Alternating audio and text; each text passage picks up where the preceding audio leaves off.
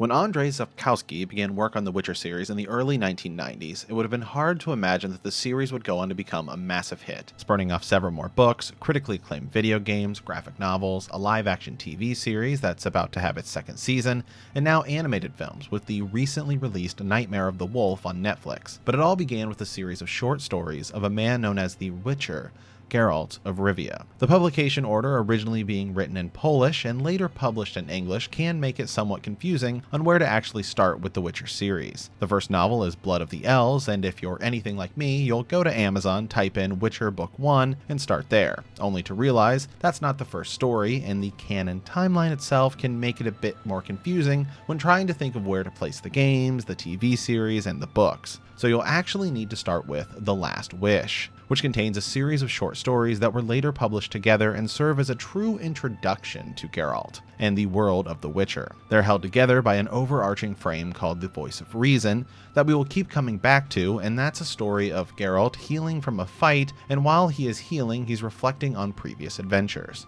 The majority of these stories are based on fairy tales and mythologies, including retellings or reimagination versions of Snow White, Cinderella, and Beauty of the Beast. Even though the retelling of fairy tales or the idea of a monster of the week has been done time and time again in books, television, and films, what holds them together and makes them unique in The Last Wish is Geralt, a traveling monster hunter who travels the world looking for his next piece of coin, fighting anything from ice giants, djinns, ghouls, and so much more. And while the idea of a traveling swordsman has been done in fantasy before, it's Geralt's personality that makes this book so great. He has his own code of ethics and genuinely tries to do the right thing. He sometimes won't even kill a monster if it isn't necessarily evil. Though his character could fit several stock fantasy tropes, it's how society views and treats him that sets him apart. Most people are either scared of Witchers or downright hate them, viewing them as mutants or outcasts. And these are the obstacles outside of monster hunting that Geralt has to overcome,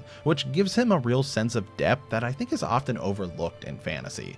He isn't some destined king or destined hero who finds a magical sword to defeat an obviously evil villain. He's thoughtful and complex, and it's often his philosophy and wit, not his swordplay, that wins him the day. I repeat, therefore, because you see, I am in your debt for still another reason.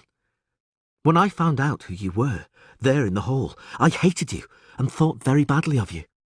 I took you for a blind, bloodthirsty tool, for someone who killed coldly and without question, who wipes his blade clean of blood and counts the cash. But I've become convinced that the witch's profession is worthy of respect. You protect us, not only from the evil lurking in the darkness, but also from that which lies within ourselves. It's a shame there are so few of you. Calanthe smiled. For the first time that night, Geralt was inclined to believe it was genuine. My son-in-law has spoken well. I have to add 2 words to what he said. Precisely 2. Forgive, Geralt. And I, said Dooney, ask again. What do you ask for? Dooney, said Geralt seriously. Calanthe, Pavetta, and you, righteous knight Tirsach, future king of Sintra. In order to become a witcher, you have to be born in the shadow of destiny, and very few are born like that. That's why there are so few of us. We're growing old, dying, without anyone to pass our knowledge, our gifts onto. We lack successors, and this world is full of evil, which waits for the day none of us are left.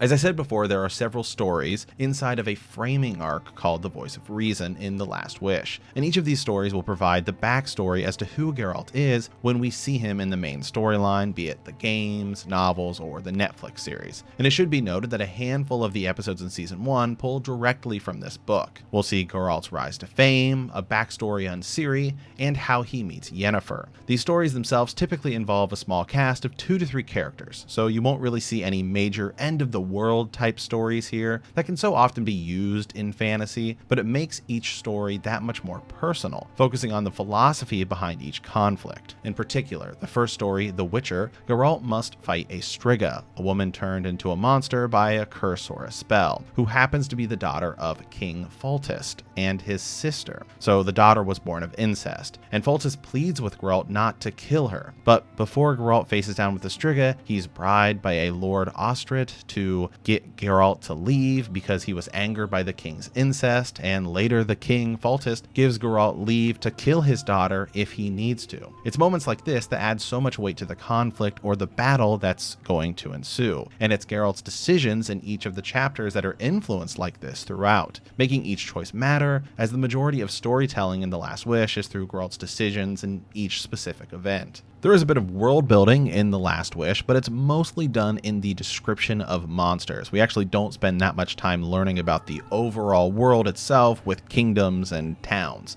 But he does an excellent job of weaving world building itself into action scenes. He heard her. She was trudging, slowly, shuffling along the floor. And then he saw her. The description had been accurate. The disproportionately large head, set on a short neck, was surrounded by a tangled, curly halo of reddish hair. Her eyes shone in the darkness like an animal's. The Striga stood motionless, her gaze fixed on Geralt. Suddenly, she opened her jaws, as if proud of her rows of pointed white teeth, then snapped them shut with a crack like a chest being closed, and leapt, slashing at the Witcher with her bloodied claws.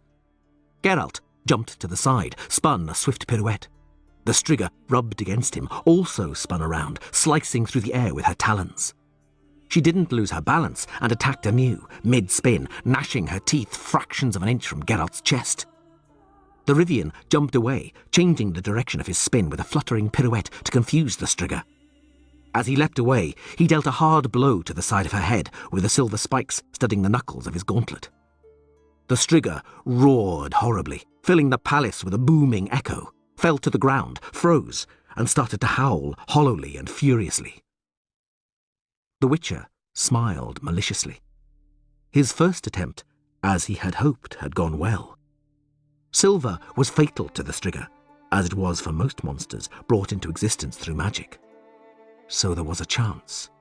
The beast was like the others, and that boded well for lifting the spell, while the silver sword would, as a last resort, assure his life.